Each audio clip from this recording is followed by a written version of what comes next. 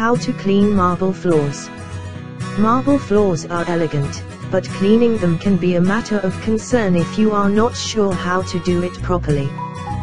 There are commercial marble cleaning products on the market, and these are highly recommended because they have the correct phase and will not eat away or dull the marble. If you'd rather do it yourself from scratch, this is possible also. 1. Pour cool, clean water into a bucket.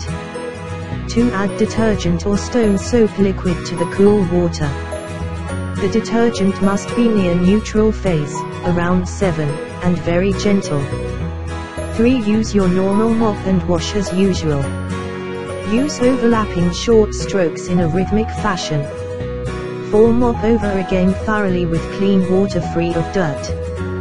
5. Allow the floor to air dry. 6. Deal with scuff marks and spots by attending to individually.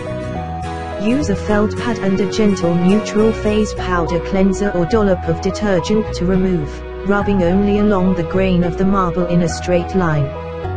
Do not rub in a circular way, as this will leave marks.